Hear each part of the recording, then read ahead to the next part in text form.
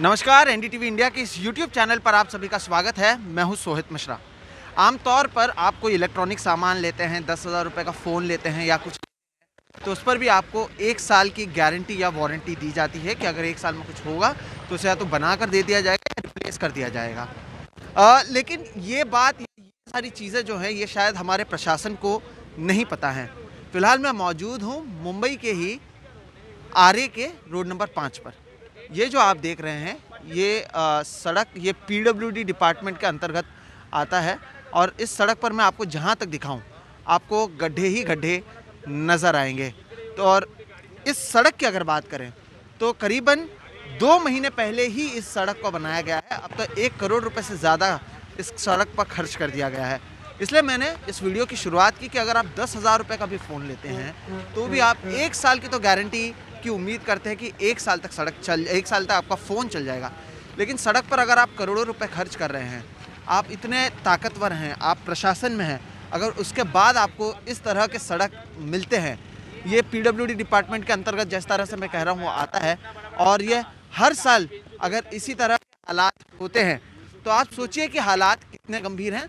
और ये केवल एक जगह की बात नहीं है, मुंबई की अगर बात करें कई जगहों पर, या इस सड़क की अगर मैं बात करूं, ये एक तरफ आप जो देख रहे हैं जहां तक आपकी नज़र जाएगी वहां तक इसी तरह के हालात हैं। हम आज इस शो में आपसे कई लोगों से बातचीत करवाएंगे। पहले हम दादा साहब जो बिलोरे सर हैं उनको, अब इन्हें सर आप आ जाइए यहाँ पर, इन्हें पॉटहोल दादा के नाम से जाना जाता है। इनकी कहानी आप सुनिए, कितनी गंभीर बात है। इनके बेटे को इन्होंने आज से 5 साल पहले इसी तरह से गड्ढे में एक एक्सीडेंट हो गया था जिसमें इन्होंने अपने बच्चे को खोया। उसके बाद से ये और इनके कई साथी हैं वो मिलकर मुंबई के अलग अलग जगहों पर गड्ढों को भरने का काम कर रहे हैं।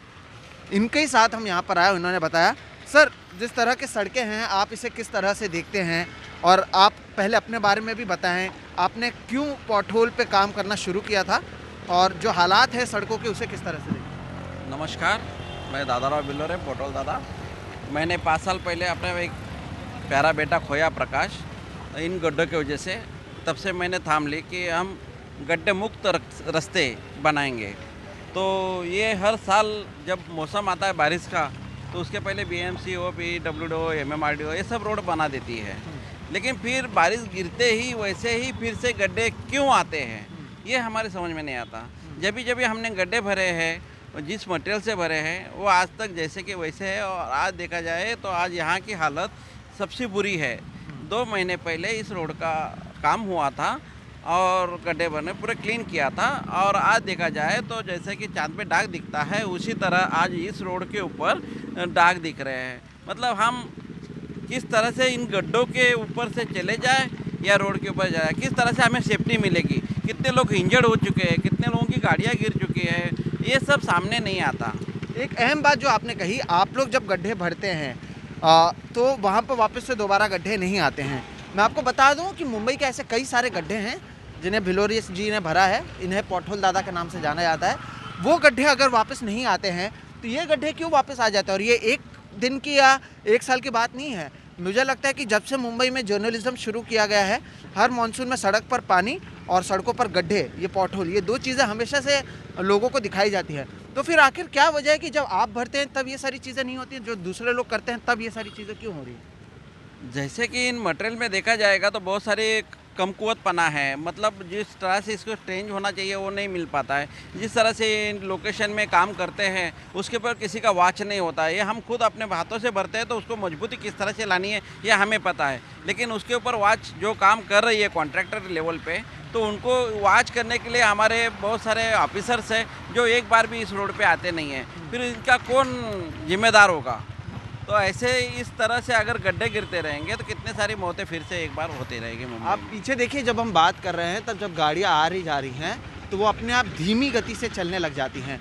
अच्छा, तो एक आखिरी सवाल आपसे पूछना चाहेंगे कि करोड़ों रुपए यहाँ पर खर्च होते हैं, ये तो पीडब्ल्यूडी के अंतर्गत आ जाता है।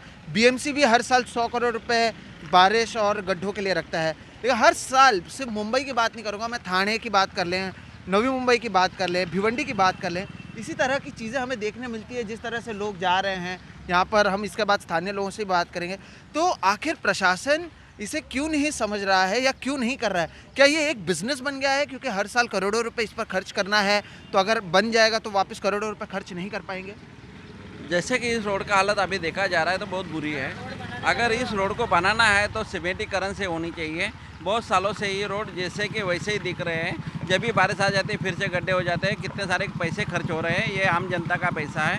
तो इसी तरह से हमें चाहिए कि रोड सुरक्षित और अच्छा बने। तो हो सकता है हमारे महाराष्ट्र में जो भी जितने भी रोड है, आज के डेट में देखा जाएगा बहुत सारी बारिश महाराष्ट्र में गिरी है, तो उस तरह से उन रोड के ऊपर भी गड्ढे गिरे हैं। तो ये खाली मुंबई का ही हाल नहीं है, हर जगह का हाल है। तो इस तरह से हमें चाहिए कि सुरक्षित रोड होने चाहिए, जिसकी वजह से हम लोग सुरक्षित घर जा सकते हैं। तो आने वाले समय में हमें सीमेंट का अगर रोड बना दे तो हो सकता है हम लोग सुरक्षित और सेफ्टी घर जा सकते हैं। अहम बात कही गई है कि हर जगह पे इसी तरह के हालात बनाए जाते हैं। यहाँ पर भी आपको बता दूं, जब हम आए थे तो कुछ कर्मचारी ज़रूर हैं पीडब्ल्यूडी के जो यहाँ पर हैं, लेकिन वो केवल पत्थरों को इन गड्ढों पर रख रहे हैं, उसे भर नहीं रहे हैं। अब हम कुछ स्थानीय लोगों से बात करेंगे जो यहाँ पर हैं, हम उन्हें यहाँ पर बुलाते हैं। आप लोग अगर यहाँ पर आ जाएँ, जिस तरह के हालात हैं, आप लोग यहाँ पर हर रोज़ आना जाना है आप लोगों का, कब से इस तरह के हालात हैं और ये सड़क कहाँ तक इसी तरह से गड्ढे से भरा हुआ है? सर ये सड़क सिर्फ बनाया जाता है टेम्परवरी 2 या 3 महीने के लिए अच्छे रहते, बाद में सेम वो सड़क वैसी हो जाती है जो खड्डे पड़ जाते हैं इधर पे। तो आप तो ये सड़क की हालत देख रहे कि यहाँ पे ये जो सड़क है, ये गाड़ी वगैरह जो आती जाती है, हम लोग को भी बहुत तकलीफ होती है यहाँ से आने जाने में। जो BST हो, ट्रैफिक हो, तो इनके खड्डे के वास्ते आर्य कॉलोनी में जो सड़क है, बहुत सारे ऐसे यही ठिकाने नहीं, आगे भी आप जाके देखिए जो हर तरीके के सड़क है जो ये खाली टेम्पररी बनाया जाता है कि ये 2 महीने के लिए लोगों को लगे, स्थानीय लोगों को कि इधर के जो नगर सेवक है या कॉन्ट्रैक्टर है अच्छे से काम किया गया है। बाकी ये 2 महीने में वैसी सड़क फिर से वैसी हो जाता है।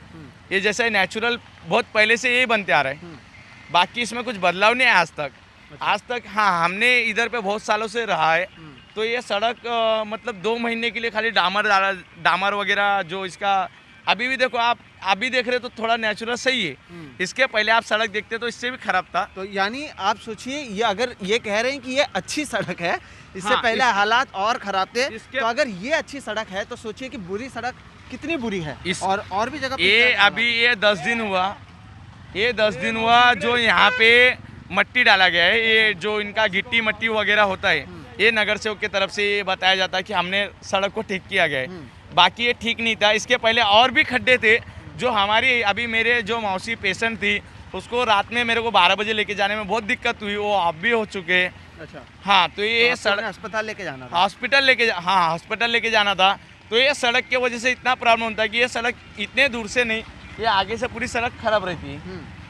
तो यहाँ पर हम जब आते जाते हैं तो ये अभी तो ये 5-6 दिन हो रहा है जो इन्होंने मट्टी वगैरह भरा गया है, तो भी भरने के बावजूद भी आप देख सकते हो कि वहाँ का सड़क और यहाँ का सड़क, ये सिर्फ ये नेचुरल सड़क है कि 10-12 दिन के लिए ठीक रहता है। आप जो बता रहे थे कि आप उनको अस्पताल लेके जा रहे थे, किस तरह की परेशानी आई थी? परेशानी सर ऐसा हुआ कि उन्होंने तो ऑफ ही हो गए। वो जब यहाँ से हम गए, यहाँ से इतना ट्रैफिक था वगैरह जो भी, तो वहाँ पे पहुँचते ऑफ हो चुके जी। हाँ, बाकी अभी उनका तो क्या बोलेंगे सर, बाकी इनके वास्ते बहुत ट्रैफिक होती है और बहुत दिक्कत होती है हमको आने जाने में।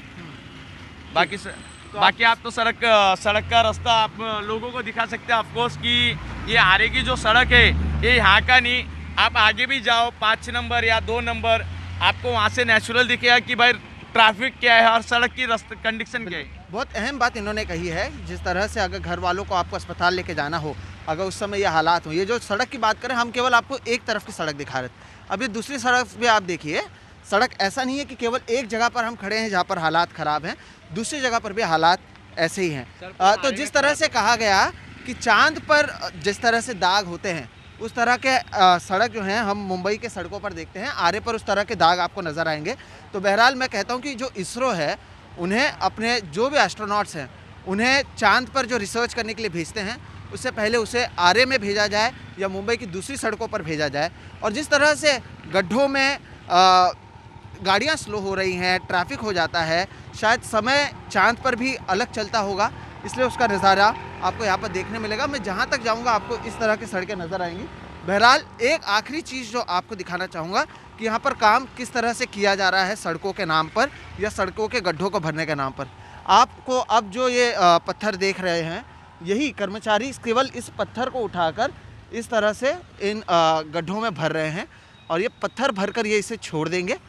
जब बरसात रुकेगी तब वो एक लेवल पर लाने की कोशिश करेंगे। लेकिन अगर इसी तरह के हालात रहते हैं, हर महीने अगर करोड़ों रुपए खर्च करने के बाद इस तरह के हालात सामने आ रहे हैं, तो कहीं ना कहीं प्रशासन पर तो सवाल उठता है। और कहीं ना कहीं एक तरह का बिजनेस भी आप समझ सकते हैं, जिसमें कितनी सेंसिटिविटी वाली बात यह आ जाती है कि किसी ने अपना परिवार का किसी शख्स को खोया है, कहीं पर जो गाड़ियां हैं उसको इससे नुकसान हो रहा है। एक व्यक्ति जिसने अपने बच्चे को खोया, उसके बाद से वो गड्ढों को भरने का काम चल रहा है, वो करते रहे हैं पिछले 5 साल से। और अगर इसी तरह के हालात हैं और इसके बावजूद अगर प्रशासन नहीं जागती है, और भले बीएमसी हो, पीडब्ल्यूडी हो, एमएमआरडीए हो, ये सभी बड़े नाम हैं, करोड़ों रुपए हर साल इसके ऊपर खर्च किए जाते हैं, तो सवाल तो उठेगा कि कहीं ये जानबूझकर तो आप इन गड्ढों को नहीं ऐसे रख रहे हैं क्योंकि ये एक बिज़नेस बन चुका है, उसमें करोड़ों रुपए के लेन देन की जाती है।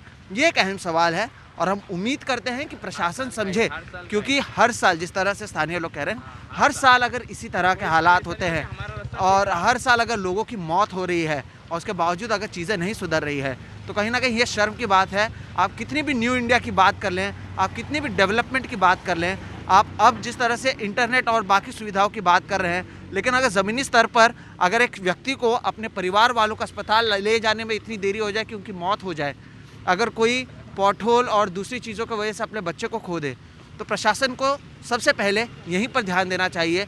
बाकी डिजिटल आप इंडिया को और डिजिटल महाराष्ट्र को आप बाद में भी बना सकते हैं। तो एनडीटीवी में फ़िलहाल इतना ही, और इसी तरह के अगर आप और वीडियोस देखना चाहते हैं तो आप एनडीटीवी इंडिया को सब्सक्राइब करें, इस वीडियो को लाइक करें। अगर आपको ये वीडियो लगता है कि सही है तो इसे दूसरों के साथ भी शेयर करें, बेल आइकॉन दबाएं। मेरा नाम है सोहित मिश्रा। कोशिश मेरी यही है कि ज़मीनी स्तर पर जो हालात हैं, वो भले ही लोगों की जॉब्स के बारे में हो, इस तरह के जो सड़कों पर चांद उतर आया है, जो गड्ढे उतर आए हैं, उसके बारे में हो, उससे लोगों को किस तरह से परेशानी हो रही है, ये सारी चीज़ें बताने की कोशिश हम आपको करते हुए नज़र आएंगे। नमस्कार।